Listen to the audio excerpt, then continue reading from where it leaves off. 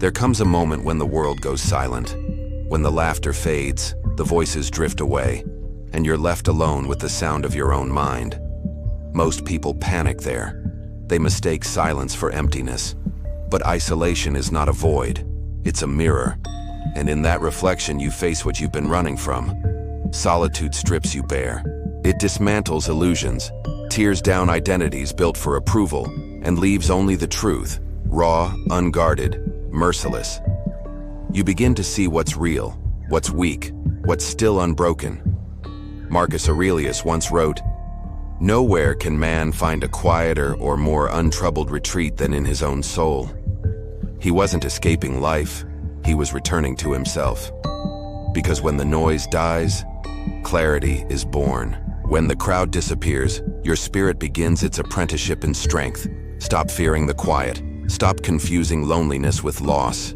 Every man who's ever found wisdom first walked through the wilderness of his own thoughts. Isolation isn't punishment, it's preparation for those strong enough to endure its silence. There was a man who had everything he thought he wanted. Friends who praised him. A lover who once looked at him like he was the sun. A future that shimmered with promise. And then, it all fell apart. The phone stopped lighting up. The doors that were once open closed quietly. He'd sit at night, staring into the blue light of his screen, scrolling through faces that no longer cared.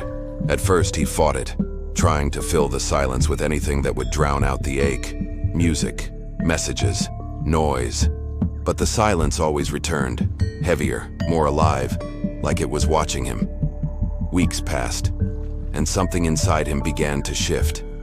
He started walking at night. No destination, no one waiting.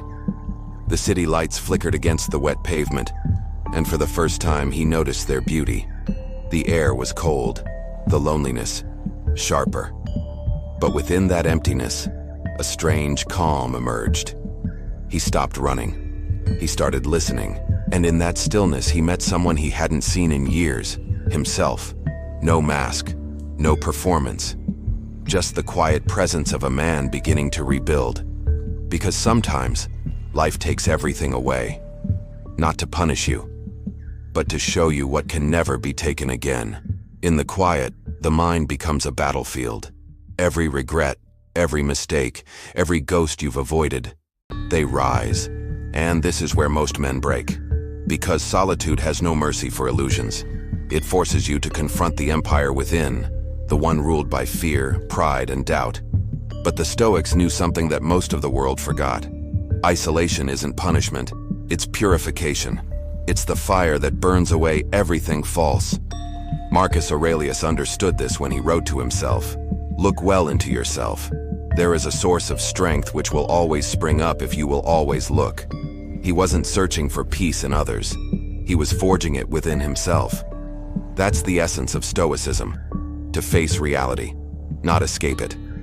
Epictetus, once a slave, said, "No man is free who is not master of himself." Freedom then is not found in comfort or companionship. It's found in command and over your thoughts, your emotions, your reactions.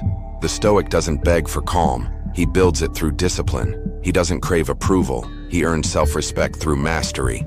When you stand alone, everything external loses its hold. You start to see what truly belongs to you. Your mind, your will, your choices. The world can strip you of wealth, reputation, even love, but not the way you choose to interpret those losses. Seneca once warned, "He who fears death will never do anything worthy of a living man." To the Stoic, death, rejection, and loneliness are the same teacher. They strip away delusion and leave only truth. Isolation is that same death, not of the body, but of dependence. When you can sit in your own company and remain unshaken, you've crossed the threshold from survival to sovereignty. So when you're alone, don't fill the silence. Observe it. Let it burn through you until what's left is solid, grounded, and untouchable. Solitude doesn't weaken a Stoic mind. It hones it, like a blade that grows sharper in the dark. Stop running from silence. Every time you reach for distraction, you're proving that you can't stand alone. That's weakness, disguised as comfort. Isolation isn't your punishment, it's your training ground. If you want power, you have to bleed for it, in private. These are your 5 disciplines to turn solitude into strength. 1. Build the fortress morning. Your morning is the first battle. Don't wake to noise, wake to discipline. Before you touch a screen, write, breathe, reflect, ask, what can I control today? What must I let go? This is what Marcus Aurelius did every dawn, preparing his mind before his empire. You rule your day the moment you stop letting it rule you. 2. Practice voluntary discomfort. Comfort rots the will. So take back control through chosen struggle, cold showers, fasting, training in silence. Seneca wrote, "Set aside a certain number of days, during which you shall be content with the scantiest and cheapest fare, saying to yourself, 'Is this the condition I feared?' When you choose discomfort, you kill fear before it kills you." 3. Journal like a warrior. The Stoics didn't vent, they strategized. Every night, write what tested you, what you conquered, and where you failed. Don't whine. Dissect. Turn your pain into data, your mistakes into doctrine. Epictetus said, "Don't explain your philosophy, embody it." Your journal isn't therapy, it's training for self-command. 4. Use silence as weaponry. The world is loud because it fears stillness. You'll be different. When emotions surge, when people provoke you, pause. Say nothing. That pause is your power. Stoicism isn't about being cold, it's about being in control. The man who owns his tongue owns his fate. 5. Detach from validation. Approval is a drug, and you've been overdosing. Stop seeking eyes to confirm your worth. Seneca warned, "If you live according to nature, you will never be poor. If according to opinion, never rich." Solitude reveals how addicted you are to being seen. Break the addiction. Act without audience. Move without applause.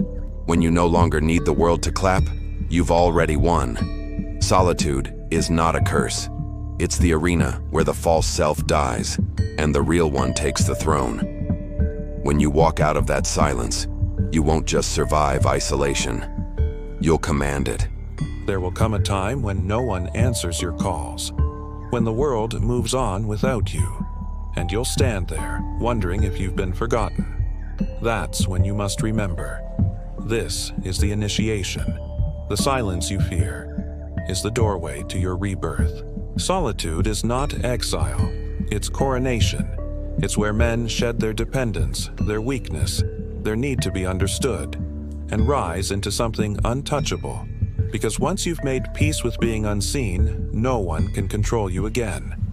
Marcus Aurelius ruled armies. Seneca advised emperors. Yet their greatest victories happened within. They fought the noise, the flattery, the temptation to belong. They learned the final Stoic truth. You cannot rule anything until you rule yourself. So when life grows quiet, don't beg for the crowd to return. Don't chase the echoes of validation. Stand still, listen, and let that silence sculpt you into someone calm, dangerous, and unbreakable. This world doesn't need more noise. It needs men who can stand in silence and still radiate power. If this message struck you, if you are ready to forge strength from solitude, subscribe to Timeless Stoic Mind and comment below, "I choose solitude over weakness." Because power isn't found in being seen. It's found in being certain, even when no one's watching.